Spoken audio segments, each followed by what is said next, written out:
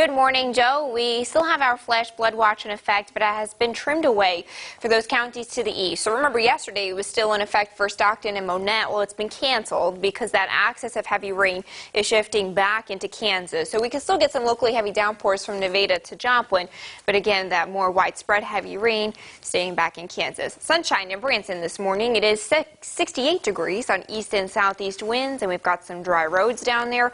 Mostly dry across the Ozarks this morning. Just some cloud cover, maybe some sprinkles, and then you could see that very heavy rain is back in Kansas. It's 73 degrees in Joplin, 68 in Ava, and 65 in Mountain Grove. At the fair today, we'll keep mostly cloudy skies like we did yesterday.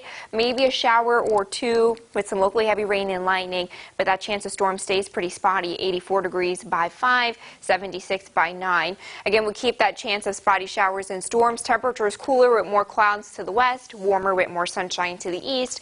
Then we set up that heavy rain by tomorrow morning again for those western counties, which is why the flash flood watch remains in effect for those counties along I-49. We keep a spotty shower and storm chance by Saturday afternoon with that big split in temperatures again. Some upper 70s to the west and then some lower 80s to the east.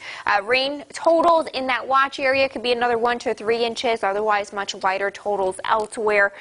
So that limited flood threat for the I-49 corridor, with not really much flooding expected elsewhere in the Ozarks. So that weekend forecast keeps a chance of storms on Saturday. Everyone is dry on Sunday, mostly sunny, 86 degrees. That will be the better half of the weekend. Our next cold front does not roll through until Wednesday, so we start out next week pretty quiet. Joe? Here's what's making news now. Today kicks off Missouri's annual tax-free weekend. 3 days to save shoppers the cost of state tax on certain items. Hannah Zettel's in studio this morning with some saving tips. That's right, Joe. Tax-free weekend runs today through Sunday, August 4th. Shoppers will not have to pay that Missouri state sales tax, which is about 4.2% on most items. As the calendar flips from July to August, many parents use tax-free weekend as a way to stock up on back-to-school items like clothes, school supplies, and electronics. The state tax will be automatically waived at checkout, but some city and county taxes will still apply. Online purchases are also included in tax-free weekend, but keep in mind, shipping costs can add up, decrease your total savings. In addition, many stores use tax-free weekend as a way to bring in more shoppers by offering their own sales. Apple and Best Buy cutting prices on certain electronics for students. With that waived state tax saving you a little less than 5%, consider buying only the items you need rather than splurging on wants to maximize your savings.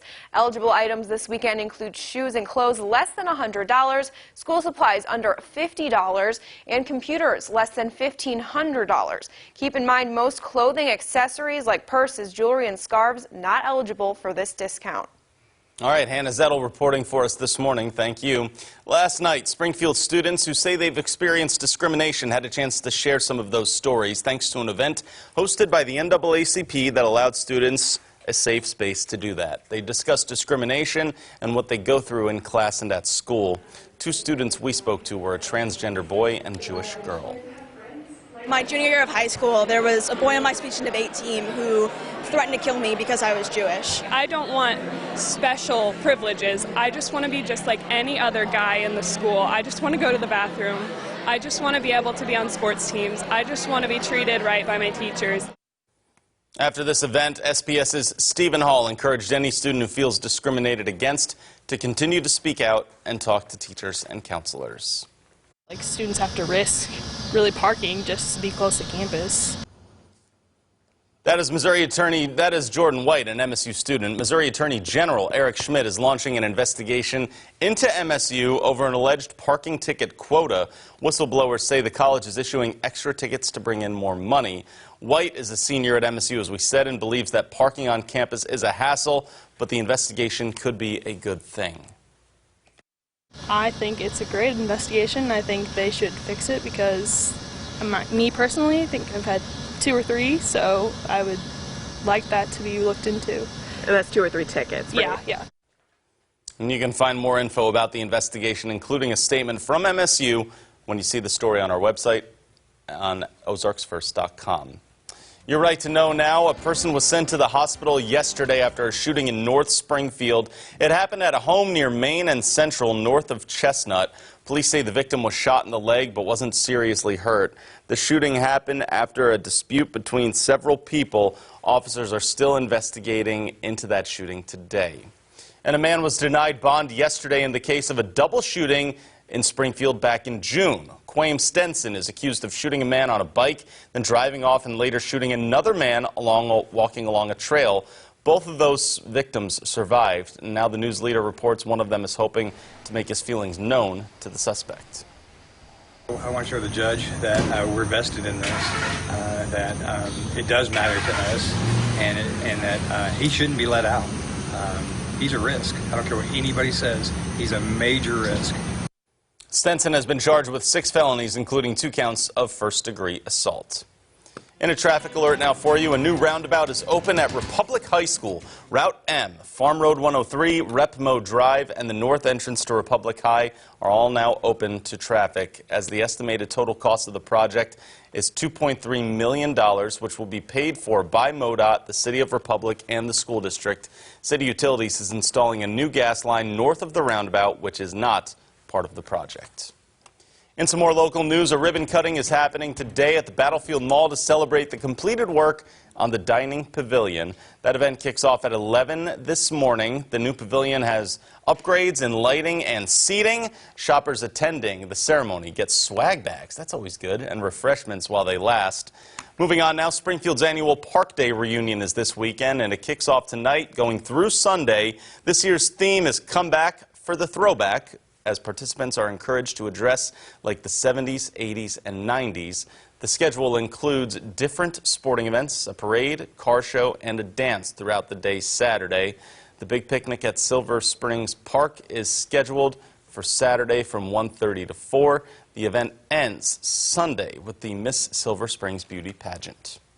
To some political news for you, Senator Roy Blunt highlighted some tourist hotspots in the Ozarks while sharing summer road trip ideas with the U.S. Senate, mentioning Wilson's Creek, Washington Carver National Monument, and Wonders of Wildlife. Also had a lot to say about Branson and what it does for families.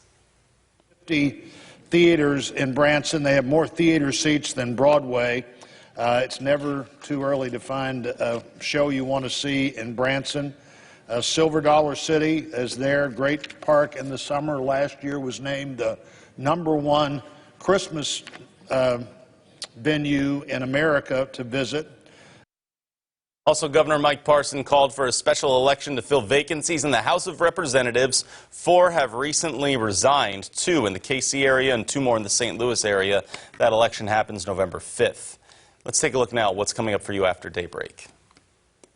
Good morning. Ahead on CBS this morning, new details in the death of Robert F. Kennedy's granddaughter. We're at the Kennedy compound as the family mourns the loss of the 22-year-old. Plus, cracking down on robocalls, the FCC's new effort to keep your numbers safe from scammers. We'll see you at 7. Big trend happening right now that we're tracking is Lowe's saying it's laying off thousands of workers, as it'll be the workers, employees who assemble items like grills and patio furniture, maintenance and facility service jobs. They're outsourcing them to third-party companies right now. The company hasn't said exactly how many workers are being laid off, though, and they will have a chance to apply for other roles within the company. But a restructuring happening with Lowe's right now. We're getting set for a weekend, and a lot of people really just trying to bask in those last couple of weeks of summer before school starts for a lot of them. What do you mean weeks? Days.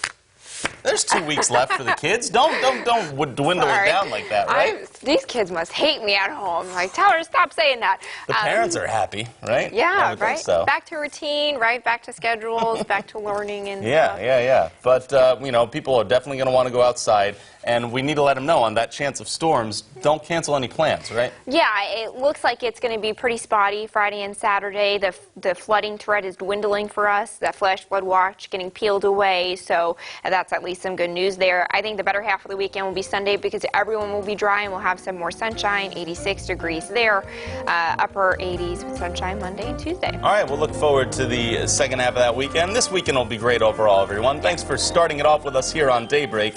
We'll see you back here soon.